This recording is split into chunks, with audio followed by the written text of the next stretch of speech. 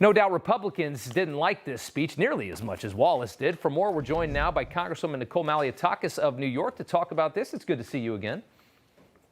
Great to be with you. Thank you. And before we get to the speech, I mentioned this last time we were live on the air. I want to ask you about this moment that you had with the president right afterwards, because it's hard to get the president's attention. Obviously, you're on conflicting parties here. Can you tell us what exactly this was about? And it looked like you handed him something. Give us the story there. Sure. Well, I went directly up to the president. I saw an opportunity to talk to him, and I told him that he needs to go to the border. So, Mr. President, you need to go to the border. You need to support our Customs and Border Patrol agents. You need to see what I saw and hear what I heard when I was there just a couple of weeks ago. And I think that it is critical that he gets down there right away because this is a crisis, and there's a national security aspect to this with the cartels running our border and overrunning our CBP agents. And that is what I urged him to do in that moment that I was able to get his attention. He did ask me for my card, my phone number. I said he wanted to discuss the issue further. And to their credit, they did have the White House counsel call me today, in which I did explain further what we were able to see and hear while we were at the border. But look, I hope something actually gets done about it, because what I saw a couple of weeks ago was not just a humanitarian crisis and a public health crisis, the way that these children were jammed into these facilities.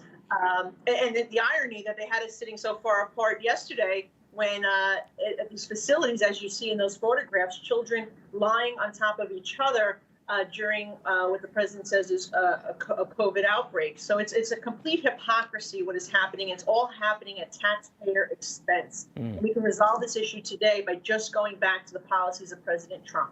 No, they can't. We all know why they can't do that. As sad as it is to say, it's all politics. But you're right. That would actually solve the problem. I want to broaden this conversation out. I want to bring in Congressman Pat Fallon of Texas. Sir, good to have you on.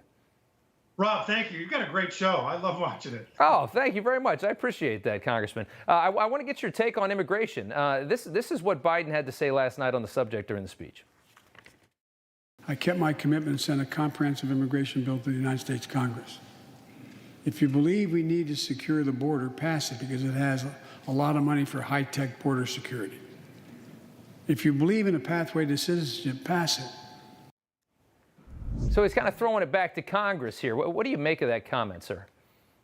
Well, I don't believe him, unfortunately. I love the fact that Nicole confronted him on this, because thanks to Joe Biden, the United States government is facilitating one of the largest human trafficking and really sexual slavery operations in the world. What's happening here is their cartel's winning, Rob, because they're supporting this for two reasons. One, they love to distract about half of our Border Patrol agents, literally having them babysit. I mean, we visited the Donna facility that's supposed to have 250 people as a capacity. They had 5,700 the day we were there, 3,700 unaccompanied minors. We have our Border Patrol agents changing diapers while the drug cartels are easily slipping in methamphetamine and fentanyl and cocaine into our country. And furthermore, they're also making money because the folks that come from the Northern Triangle in Central America don't have a lot of money, so they work it off when they get here. And the cartels tell them what cities to go to. Sure. And then how do you think some 20-year-old or 20-something gals are going to work that off?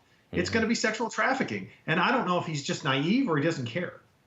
Yeah, well, they're virtue signaling mostly is what they care about right now, is politics and keeping the far left on their side.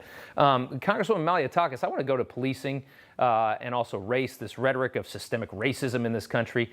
I thought Senator Scott did a really good job last night of making clear that just because racist actions happen, it doesn't make this country racist. What did you make of that speech? I think Senator Scott was on the mark.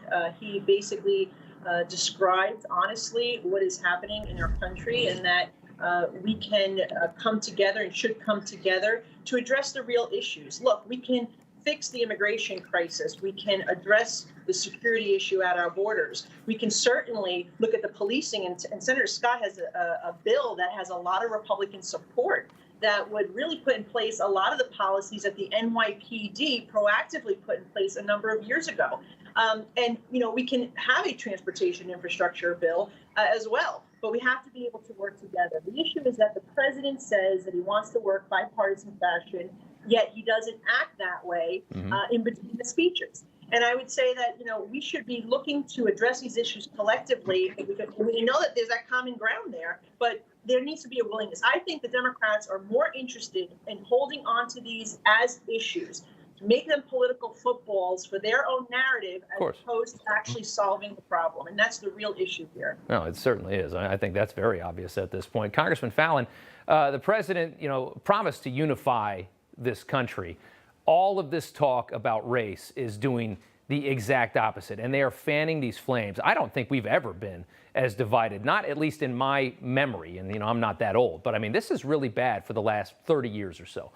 This is a very, very, very bad moment. What do you make of it? I agree with you that over the last 30 years, it's gotten worse. And in the 1980s, I really thought we were making progress and things would get a lot better. Yeah. But when, it's supposed to be e pluribus unum. And what the Democrats are doing is really the bidding of the Chinese Communist government. The Chinese want us divided, and they're doing that. I mean, if you look at policing in this country, there are 375 million police interactions with civilians. Yeah. And yet there are about a couple hundred, depending every year, a couple hundred fatal shootings. But with 58,000 police are assaulted every year, 15,000 of them require hospitalization.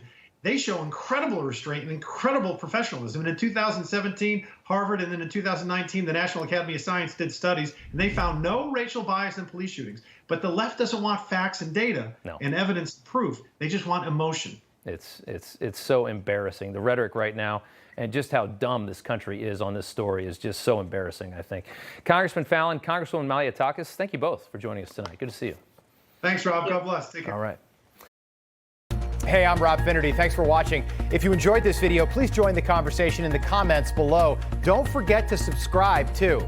Hit the bell icon to be alerted to breaking news. And remember, there's a whole lot more on Newsmax TV, America's fastest growing cable news network. Newsmax TV, we're real news for real people.